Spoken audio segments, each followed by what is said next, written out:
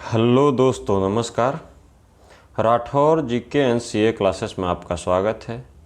मैं आपका host Aditya Rathore current affair से 15 महत्वपूर्ण क्वेश्चन लाया हूं।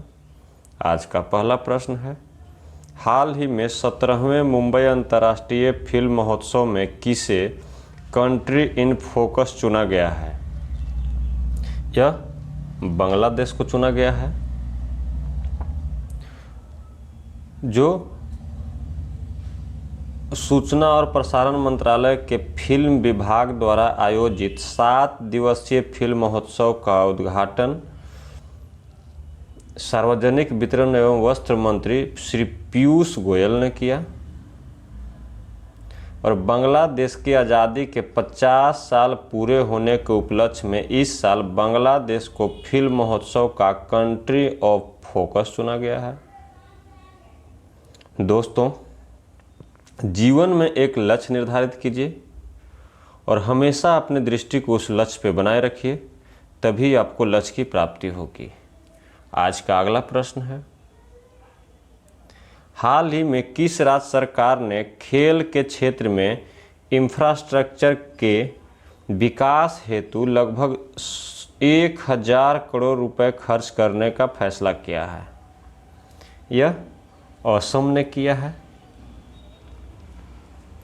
जो असम के खेल मंत्री बिमल बोरा ने यह राज्य सरकार से खेल के क्षेत्र में इंफ्रास्ट्रक्चर के विकास के लिए लगभग 1000 रुपये खर्च करने का फैसला किया है। उन्होंने कहा कि जिला स्तर पर 10 खेल कॉम्प्लेक्स बनाए जाएंगे, जिनकी कुल लागत लगभग 500 करोड़ रुपए होगी। उन्होंने कहा कि 40 विधानसभा क्षेत्रों में बहुउद्देशीय स्टेडियम भी बनाए जाएंगे। आज का अगला प्रश्न है, सीमा सड़क संगठन ने 20 मई 2022 को किस राज्य में नेचीफू सुरंग का उत्खनन कार्य पूरा कर लिया है? यह अरुणाचल प्रदेश में।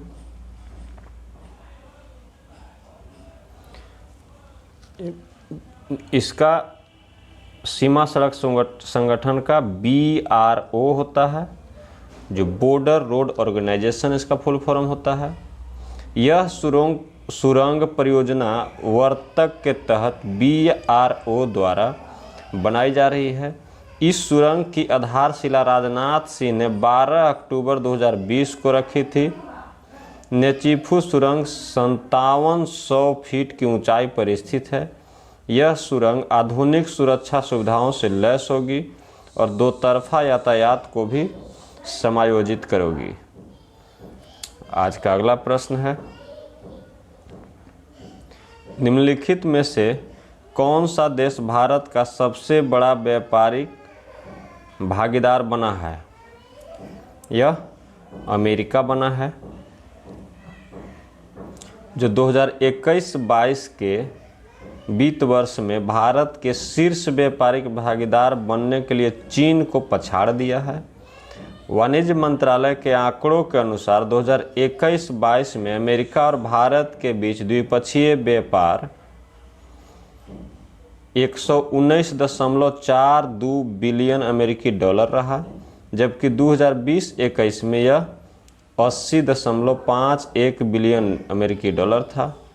अमेरिका को निर्यात 2021-22 में बढ़कर 76.11 बिलियन अमेरिकी डॉलर हो गया है, जो पिछले वित्त वर्ष में 51.62 बिलियन अमेरिकी डॉलर था। आज का अगला प्रश्न है, हाल ही में प्रधानमंत्री के रोजगार सृजन कार्यक्रम को किस वर्ष तक बढ़ा दिया गया है? यह 2026 तक बढ़ा दिया गया है।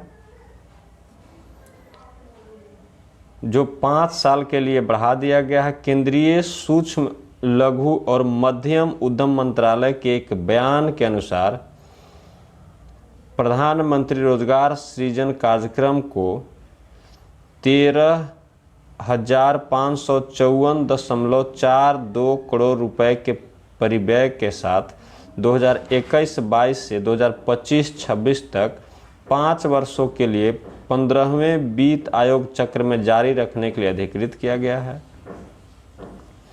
आज का अगला प्रश्न है, निम्नलिखित में से किसने मोनाको F1 ग्रैंड प्रिक्स 2022 को अपने नाम किया है? यह सर्जियो पेरेज ने जीता है। जो रेडबुल के रेसिंग ड्राइवर हैं सर्जियो पेरेज ने सर्किट डी मोनाको यूरोप में आयोजित 25 अंकों के साथ formula 1 F1 grand prix D Monaco 2022 जीता है। यह आयोजन 27 मई से 29 मई 2022 के बीच हुआ था। इस जीत के साथ Sergio Perez Monaco grand prix जीतने वाले पहले मैक्सिकन और 1981 में गाइल्स विलेन्यू के बाद इसे जीतने वाले पहले उत्तरी अमेरिकी बन गए हैं। दूसरे स्थान पर फेरारी के ड्राइवर कार्लोस सेंज जूनियर रहे जो 18 अंक लिए, और तीसरा स्थान पर Dutch racing driver max एमिलियन Verstappen थे। आज का अगला प्रश्न है,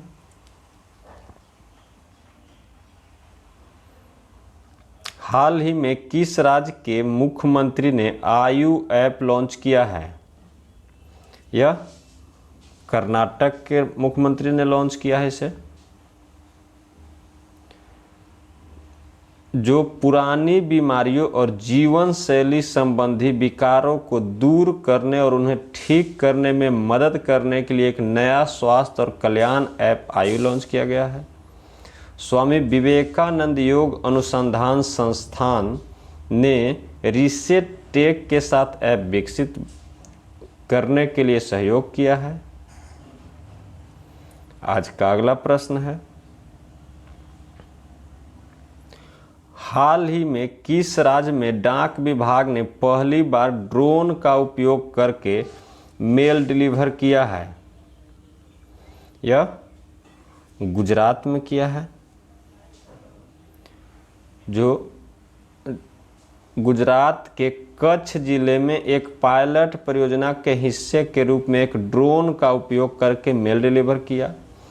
केंद्रीय संचार मंत्रालय के मार्गदर्शन में डाक विभाग द्वारा भुज तालुक से कच्छ जिले के भचाऊ तालुक तक परियोजना ने 25 मिनट में 46 किलोमीटर की दूरी तय की। इस पायलट प्रोजेक्ट ने ड्रोन द्वारा डिलीवर की लागत और दोनों केंद्रों के बीच भौगोलिक स्थिति का अध्ययन किया। आज का अगला प्रश्न है, हाल ही में किस भारतीय क्रिकेटर ने प्रथम श्रेणी मैचों में पहले 7 शतकों में सातों 150 से अधिक रन बनाने का कीर्तिमान हासिल किया है? यह सरफराज खान ने किया है। जो दुनिया के इकलौते ऐसे बल्लेबाज बन गए हैं जिन्होंने ऐसे कारनामा किया है, और इनका फर्स्ट क्लास मैचों में डॉन ब्रैडमैन के बाद दूसरा नंबर पर इनका औसत आ गया है। डॉन ब्रैडमैन का 95.14 औसत है और सरफराज खान का 80 से अधिक का औसत है, और तीसरे नंबर पर विजय मर्चेंट हैं जिनका 71.64 है। आज का अगला प्रश्न है, हाल ही में किस भारतीय महिला दिग्गज क्रिकेटर ने संन्यास की घोषणा की है? यह मिताली राज ने किया है। मिताली राज भारतीय महिला क्रिकेट टीम के पूर्व कप्तान थी, जिन्होंने कल ही यानी 8 जून को अपने सभी क्रिकेट फॉर्मेट से संन्यास की घोषणा की है। इन्होंने 232 ODI में 7805 रन बनाए हैं और 12 टेस्ट में 699 रन बनाए हैं और 89 T20 में 2364 रन बनाए हैं। यह इंटरनेशनल क्रिकेट में 7 शतक और 64 अर्धशतक बनाए हैं, जो विश्व महिला क्रिकेट में सर्वाधिक है। और 7805 रन यानी 7805 रन बनाने वाली वह विश्व की पहली महिला क्रिकेटर हैं। इन्हें लेडी सचिन के नाम से भी जाना जाता है। और यह 2005 और 2017 में वर्ल्ड कप फाइनल में कैप्टेंसी करने वाली दुनिया की पुरुष या महिला किसी भी में पहली महिला क्रिकेटर हैं। और यह लगातार 750+ स्कोर बनाने वाली पहली महिला क्रिकेटर भी हैं। आज का अगला प्रश्न है, किस राज्य में पाई गई प्राचीन बंदर की एक नई प्रजाति का नाम सेला मकाक रखा गया है? यह अरुणाचल प्रदेश के है। यह नाम सेला दर्रा के नाम पर रखा गया है, जो समुद्र तल से 13,700 फीट की ऊंचाई पर एक रणनीतिक पहाड़ी दर्रा है। इसकी पहचान जूलॉजिकल सर्वे ऑफ इंडिया और कलकत्ता विश्वविद्यालय के विशेषज्ञों की एक टीम द्वारा की गई थी। सेला पश्चिमी अरुणाचल प्रदेश में दिरांग और तवांग शहरों के बीच स्थित है। आज का अगला प्रश्न है, निम्नलिखित में से किस स्थान पर अडानी ग्रुप द्वारा भारत की पहली पवन सौर हाइब्रिड बिजली सुविधा शुरू की गई है? यह जैसलमेर में किया गया है। जो 390 मेगावाट की पवन सौर हाइब्रिड बिजली सुविधा शुरू की है, जिसने भारत के हरित ऊर्जा प्रयास में महत्वपूर्ण योगदान दिया है। यह संयंत्र भारत की पहली हाइब्रिड पवन और सौर ऊर्जा उत्पादन सुविधा होगी।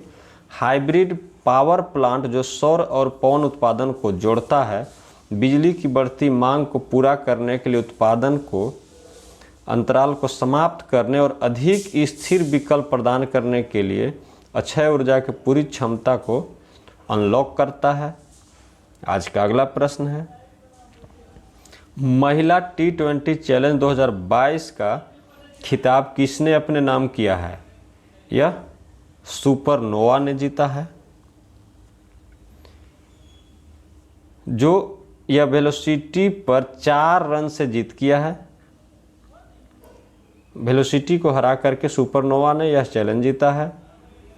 जो वेस्ट इंडीज के T20 विशेषज्ञ डेंड्रा डॉटिन बल्ले और गेंद दोनों से चमकते हुए सुपरनोवा को वेलोसिटी पर 4 रन से जीत के साथ रिकॉर्ड तीसरी महिला T20 चैलेंज खिताबी जीत दिलाई। महिला T20 चैलेंज BCCI द्वारा आयोजित एक भारतीय महिला क्रिकेट 2020 टूर्नामेंट है, जिसका आयोजन भारत में हुआ था। और सुपरनोवा की कप्तान हरमनप्रीत कौर हैं और वेलोसिटी की दीप्ति शर्मा और ट्रेल ब्लेजर की स्मृति मंधाना। जो पिछली बार के चैंपियन थी ट्रेल ब्लेजर, इस बार सुपरनोवा ने जीता है। वेलोसिटी अभी तक एको बार खिताब नहीं जीता है। आज का अगला प्रश्न है, हाल ही में भारतीय भूवैज्ञानिक सर्वेक्षण के अनुसार किस राज्य में भारत का सबसे बड़ा स्वर्ण भंडार मौजूद है? यह बिहार में मौजूद है। जो भारतीय भूवैज्ञानिक सर्वेक्षण के एक सर्वेक्षण में कहा गया है कि बिहार के जमुई जिले में 27.6 टन खनिज युक्त अयस्क सहित लगभग 222.88 मिलियन टन का सोने का भंडार मौजूद है। बिहार में नीतीश कुमार सरकार ने अब भारत के सबसे बड़े सोने के भंडार के रूप में कहे जाने वाले अन्वेषण के लिए अनुमति देने का फैसला किया है। दोस्तों, जो मेरे चैनल पे पहली बार आए हैं, कृपया सब्सक्राइब कर लें, और जो सब्सक्राइब कर लिए हैं वो लाइक, शेयर और कमेंट करके यह बताना न भूलें कि आपको वीडियो कैसा लगता है। आज का अगला प्रश्न है और आखिरी प्रश्न है, हाल ही में किस राज्य ने 30 मई को राज्योत्सव मनाया है? यह गोवा ने मनाया है। जो 30 मई 2022 को गोवा अपना स्थापना दिवस मनाया है। गोवा भारत में शामिल होने वाला 25वां राज्य था, जो 15 अगस्त 1947 को जैसे ही भारत को स्वतंत्रता मिली, भारत ने पुर्तगालियों से उनके क्षेत्रों को सौंपने का अनुरोध किया। हालांकि पुर्तगालियों ने इसे इनकार कर दिया था और 1961 में भारत सरकार ने ऑपरेशन विजय शुरू किया और दमन व द्वीपों और गोवा को भारतीय मुख्य भूमि के साथ जोड़ लिया। जो 30 मई 1987 को इस क्षेत्र को विभाजित किया गया और गोवा का गठन किया गया। दमन और दीव केंद्र शासित प्रदेश बने रहे और गोवा का राजकीय भाषा कोंकणी है। इसी के साथ आज का वीडियो यहीं पे समाप्त होता है। जय हिंद, जय